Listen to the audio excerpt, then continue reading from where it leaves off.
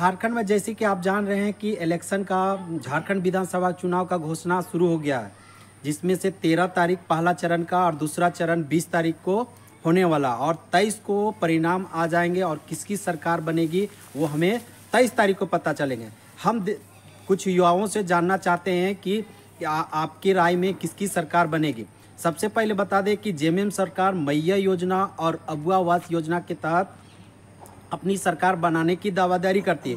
वहीं पर बीजेपी सरकार है सरकार से पूछ रही है कि क्या युवाओं को 5 लाख नौकरी मिला, क्या युवाओं को 5,000 रोजगार भत्ता मिला, क्या स्थानीय नीति लागू हुआ, क्या ओबीसी को 27% आरक्षण का बात लागू हुआ।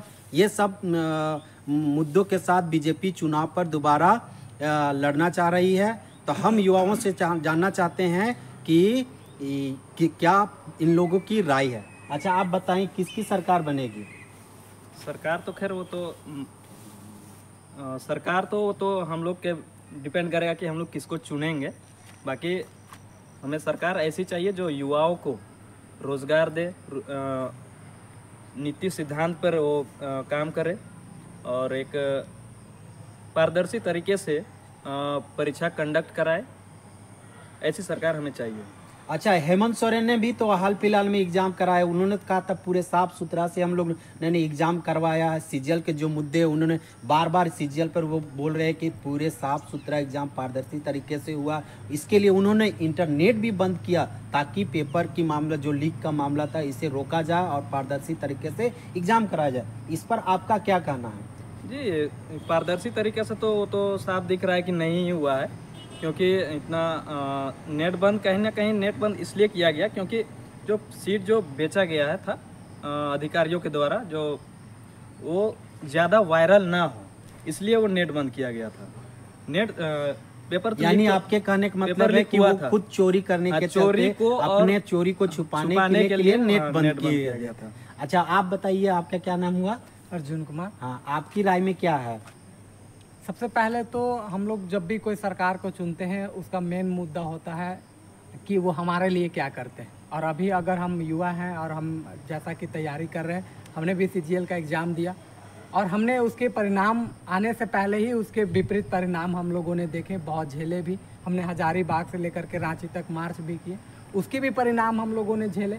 और इससे साफ मुद्दा तो ये पता आपको भी थोड़ी बहुत चली गई होंगी कि हम लोग नाराजगी तो दिखाएंगे, लेकिन कहाँ दिखाएंगे ये तो खैर आने वाले समय बताएंगे। मतलब आप जो भी नाराजगी दिखाएंगे वो मतदान के दिन गुप्त रूप से दिखाएंगे और वो रिजल्ट में आपको पता चल जाएगा कि युवा किसके साथ है। यानी आपके कहने का मतलब ठीक है।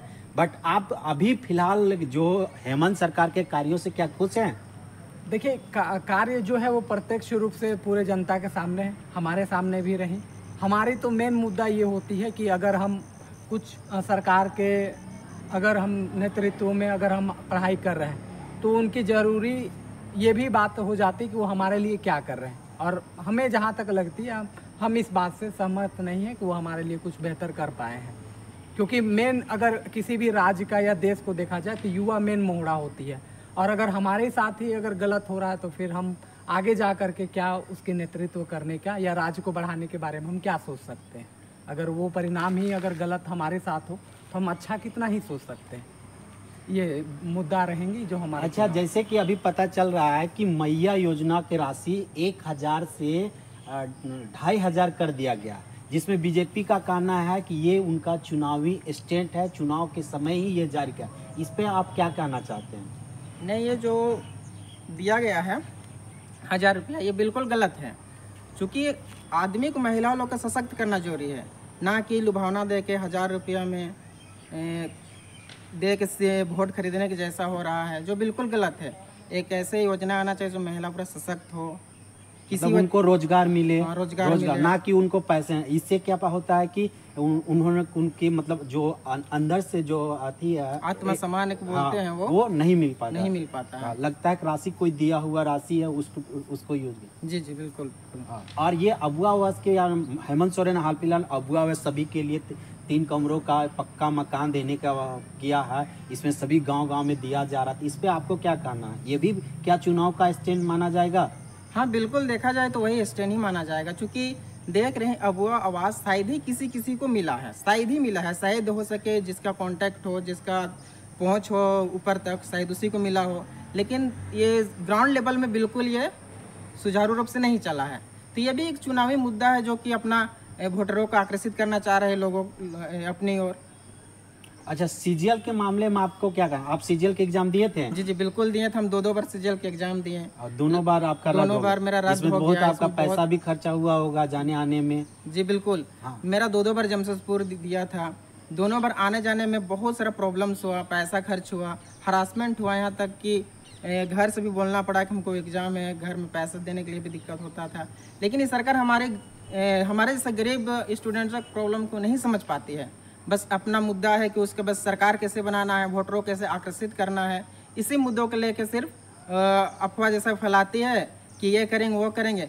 जब सरकार बनने से पहले उसका मैनिफेस्टो में था कि ग्रेजुएट स्टूडेंट्सों को पैसा दिया जाएगा और चूंकि बेरोजगारी भत्ता दिया जाएगा। तो क्या आपको मिला उसमें? जी इसमें तो हमको अभी देखो, हम ग्रेजुएशन प्लस बीएड किए चुके हैं, लेकिन मेरे पास 1 भी रुपया अभी तक पैसा आई ही नहीं है। आप बीएड भी करके बेरोजगार हैं? जी बिल्कुल। और 5 साल में आपको 1 भी रुपया सरकार से कोई सहायता राशि नहीं दिया गया। मतलब यह सिर्फ खाली वो चुनावी मुद्दा था, चुनाव में उन्होंने अपना मैनिफेस्टो में शामिल किया था कि सिर्फ युवाओं को अगर रोजगार नहीं मिलता है तो उसको बेरोजगारी भत्ता दिया जाएगा।